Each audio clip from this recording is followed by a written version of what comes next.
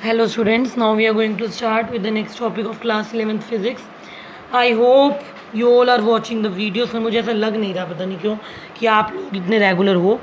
Again जो एक चीज़ मैंने 12th में भी बताई थी, सिमिलर थिंग मैं आप लोगों को एक दिन दूंगी और उस दिन आप लोगों को अपनी उसी दिन you need to very serious. मैं नहीं चाहती कि मुझे हायर अथॉरिटीज़ को या किसी को मुझे बोलना पड़े कि आप लोग रेगुलर नहीं हैं या आप लोग नहीं पढ़ रहे, because I know you are very good students, so I don't want any type of complaint against you. जो एक छोटी सी बात है भाई बच्चों, आप लोगों का जो भी अभी तक हुआ है वो आपको अपनी कॉपीज़ में आई होप नोट कर रहे हैं, तो आपको वो एक बार मुझे अपने मेरे पर्सनल व्हाट्सएप नंबर पर वो सब मतलब सेंड करना है कि नोट्स अपने की आप लोगों ने किस तरीके से अच्छी तरीके से प्रॉपर मैनर में लिखा है या नहीं, कब लिखना है, कैसे है, वो मैं बाद में बताऊँगी. अभी ये काम नहीं करना. अभी के लिए क्या है कि अपनी नोट साथ साथ बनाते रहिए, क्योंकि मैं एक दिन आप लोगों को बोलूँगी और आपको दिखाना होगा. That's important. Okay, being good students अच्छे से पढ़िए, टाइम मत वेस्ट कीजिए. आज का टॉपिक है प्रोजेक्टाइल. मे भी आप लोगों ने पहले सुना भी हो कि प्रोजेक्टाइल कुछ नहीं है, एक बॉडी का मोशन है. मेरे पास एक स्टोन है, मेरे पास एक बॉल है, या मेरे पास कोई भी चीज़ है, उसको मैंने फेंका तो वो एक प्रोजेक्टाइल मोशन शो करेगी. Projectile is nothing but simply a motion shown by body when it is thrown in a particular way. जब एक बॉडी को किस तरीके से फेंका जाता है तो प्रोजेक्टाइल मोशन दिखाती है. क्या है, शुरू करते हैं. It is the term given to the body thrown with some initial velocity with horizontal direction. The path followed by the projectile is known as the trajectory. अब एक बॉडी को हम लोगों ने थ्रो किया कुछ इनिशियल वेलोसिटी के साथ, ठीक है. एक बॉडी है, कुछ इनिशियल वेलोसिटी के साथ मैंने उसे थ्रो किया है. वो बॉडी या वो प्रोजेक्टाइल एक पाथ फॉलो करेगी, एक रास्ते से जाएगी.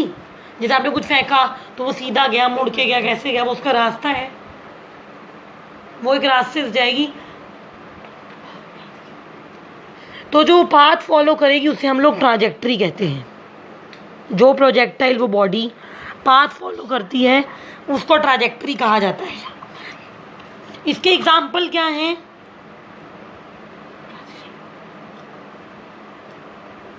एग्जाम्पल क्या हैं. A body dropped from window of a moving train. एक चलती हुई ट्रेन में से जब हमने किसी बॉडी यानी कि डोंट टेक इट अदरवाइज गलत तरीके से मत लेना. किसी बॉडी यानी कि मेरे पास कोई स्टोन है, मेरे पास कोई चीज़ है, मैंने उसे फेंका मूविंग ट्रेन से, तो वो जो पाथ फॉलो करती है उसे प्रोजेक्टाइल कहा जाता है या उसे ट्राजेक्ट्री कहा जाता है. एक बॉम्ब को जब एरोप्लेन से फेंका गया, सेकंड एग्जांपल. थर्ड एग्जांपल क्या है, एक बुलेट, एक गोली जब एक राइफल से फायर की जाती है तो वो प्रोजेक्टाइल मोशन फॉलो करती है. एक स्टोन जिसको किसी डायरेक्शन में फेंका जाता है तो वो एक प्रोजेक्टाइल मोशन फॉलो करता है. अगेन प्रोजेक्टाइल मोशन किस तरीके का होता है, क्या शेप होती है, किस तरीके का पाथ फॉलो करता है, वो मैं आगे बताऊँ. That will be considered later on. Now to consider the motion of projectile some assumptions are. कि प्रोजेक्टाइल मोशन को कंसीडर करने के लिए कुछ एजप्शंस, जैसे हम किसी भी आर्टिकल को फिजिक्स में जब प्रूफ करते हैं, साइंस में जब प्रूफ करते हैं, तो कुछ चीज़ें एज्यूम की जाती हैं. तो वो एजप्शंस कौन सी हैं उन्हें कंसीडर करना है. सबसे पहली चीज़ क्या है कि कोई भी फ्रिक्शन, किसी भी तरीके का फ्रिक्शन फोर्स प्रेजेंट नहीं है. कहने का मतलब है there is no friction at the surface. उस सरफेस में किसी भी तरीके का फ्रिक्शन प्रेजेंट नहीं है, एज्यूम किया गया है. क्योंकि जब कोई आर्टिकल, जब किसी तरीके के प्रूफ को कंसीडर किया जाता है तो कुछ एजप्शंस कंसीडर करनी होती हैं, लेनी होती हैं. सेकेंड पॉइंट क्या है, the effect due to the rotation of earth and the curvature of earth is negligible. Earth की रोटेशन से या अर्थ के कर्वेचर, डायमीटर, रेडियस, डायमेंशंस, इन सब की वजह से किसी भी तरीके का इफेक्ट नहीं आ रहा, नेग्लेजिबल इफेक्ट है. थर्ड पॉइंट क्या है, एक्सेलरेशन कांस्टेंट है and direction due to all the points of the projectile. Acceleration constant है किसी भी डायरेक्शन में, it would be good that I would write the acceleration is constant at any direction due to all the points of the projectile. किसी भी path में मेरा particle गया, किसी भी डायरेक्शन उसने फॉलो की, तो हर एक डायरेक्शन में हम लोग एज्यूम करके चल रहे हैं, हम लोग मान के चल रहे हैं कि एक्सेलेरेशन कांस्टेंट रहेगा। तो ये 3 इंपॉर्टेंट असम्पशंस हैं प्रोजेक्टाइल मोशन को कंसीडर करने के लिए। अब फर्स्ट है प्रोजेक्टाइल गिवन हॉरिजॉन्टल प्रोजेक्शन। इस लाइन का मतलब समझते हो, प्रोजेक्टाइल गिवन हॉरिजॉन्टल प्रोजेक्शन। इसका मतलब है कि बॉडी को जब मैंने फेंका तो हॉरिजॉन्टली फेंका गया। हॉरिजॉन्टल पता है ना कि इस तरीके की, ये होता है हॉरिजॉन्टल और ये होता है वर्टिकल। बॉडी को हॉरिजॉन्टली फेंका गया, इसका मतलब ये जो किस चीज़ की हिंदी है, ये किस चीज़ का मीनिंग है, प्रोजेक्शन या प्रोजेक्टाइल गिवन हॉरिजॉन्टल प्रोजेक्शन, इस चीज़ की। अब कंस्ट्रक्शन कंसीडर करते हैं। Let the object is projected from point O.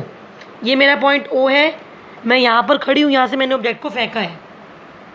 Late the object is projected from point O with the velocity u, कुछ इनिशियल वेलोसिटी u के साथ मैंने उसे फेंका है, such that x0 is equal to 0 and y0 is equal to 0 at time t is equal to 0। यानी कि ये position time t is equal to 0 पर x0 इनिशियल x कंपोनेंट 0 है और y0 यानी कि इनिशियल y कंपोनेंट मेरा 0 है। Both the initial x component and the initial y components are the 0। Now the first term is what is the path of projectile. जो मेरा projectile है वो कौन सा पाथ फॉलो करेगा, ये हमें कंसीडर करना है। ये मैंने दिखा दिया क्या है, यहाँ से मैंने अपने बॉडी को फेंका है और जो वो पाथ फॉलो करेगा वो ये पाथ है। मैंने ऐसे फेंका, उसका मतलब ये नहीं है कि वो सीधी जाती जाएगी बॉडी, ऐसा नहीं होता। बॉडी इस तरीके से जाएगी। ये बीटा कुछ एंगल है, क्या है आगे बताती हूँ। अब एक्स और वाई क्या है कि एक्स डायरेक्शन में और वाई डायरेक्शन में बॉडी ने क्या क्या डिस्टेंस ट्रेवल किए, वो एक्स और वाई है। सिंपल चीज़ है, this should be very easily understood to you, a very common concept. It is a very common concept that X और वाई क्या है, ये बॉडी ने क्या डिस्टेंस ट्रेवल किया है वो एक्स है, एक्स एक्सिस की डायरेक्शन में, और वाई एक्सिस की डायरेक्शन में क्या डिस्टेंस ट्रेवल किया वो वाई है। Sorry, now what is the motion along direction O x.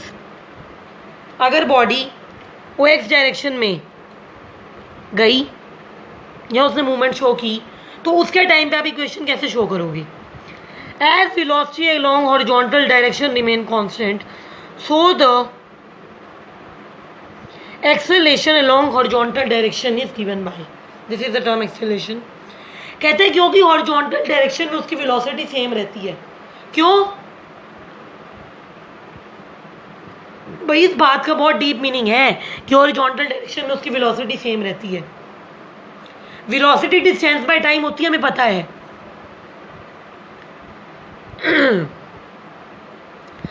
अच्छा, अब वेलोसिटी कांस्टेंट रहती है का मतलब है कि डिस्टेंस में टाइम के साथ कोई फर्क नहीं आता।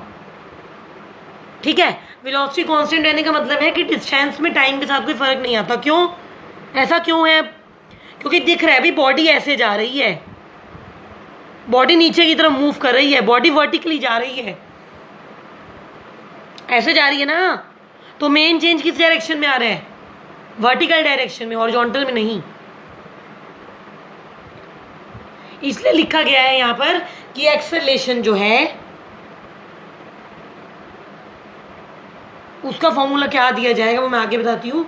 या मैंने यहाँ पर ये क्या इसलिए लिखा है कि वेलोसिटी जो है वो कांस्टेंट रहती है हॉरिजॉन्टल डायरेक्शन में। ये वजह है इस टर्म को लिखने की। अब आगे क्या है, एक्सेलरेशन 0 होगी, मैंने बता दिया क्यों। इक्वेशन क्या होती है, x is equal to X naught plus U X T plus half A X T square. पिछले वाले आर्टिकल में कराई थी, पिछले वाले अपने पेज कॉपी के पेज देखो, प्रीवियस वीडियो को रेफर करो। आर नॉट वाली कोई क्वेश्चन करवाई थी, वही क्वेश्चन है ये। कुछ टर्म्स को चेंज कर दी गई, इसके अलावा कुछ नहीं किया मैंने इसमें। अब x नॉट 0 है, again we are considering the reference conditions. x naught 0 है, ux u है और ax 0 है। इन सब कंडीशन को मैंने ले लिया, तो x मेरा कितना बन गया 0 plus ut plus half into 0 into T square, यानी कि मेरा बन गया x is equal to U T. तो t कितना बन गया, ये और कुछ नहीं है, काट लो। t कितना बन गया x बाई यू। ये इक्वेशन मैंने बताई है हॉरिजॉन्टल डायरेक्शन में मूवमेंट के लिए। अगला है वर्टिकल डायरेक्शन। x एक्सिस में हॉरिजॉन्टल डायरेक्शन में एक्सेलरेशन ax है और y एक्सिस में वर्टिकल डायरेक्शन में एक्सेलरेशन ay है। अब y डायरेक्शन में इक्वेशन क्या बन जाएगी, ay की जगह मैं g ले लूंगी। ax की जगह 0 लेना है, ay की जगह g लेना है, ठीक है। ये इक्वेशन क्या बन गई अब, y is equal to Y naught plus U Y T plus half A Y T square. कुछ नहीं करना, ए वाई की जगह प्लस जी लो, क्योंकि बॉडी नीचे की तरफ जा रही है तो जी प्लस का लिए जाएगा, पहले बता चुकी हूँ। अगर बॉडी ऊपर की तरफ फेंकी होती तो जी माइनस का लेते। ए वाई की जगह प्लस जी लो, यू वाई की जगह 0 लो और वाई 0 की जगह भी 0 ले लो। इक्वेशन बन जाएगी y is equal to 1/2 G multiplied by x by U का होल स्क्वायर। क्यों, क्योंकि t की वैल्यू क्या है, x बाई यू है, यहाँ पे ले ली। तो y कितना बन गया k x स्क्वायर।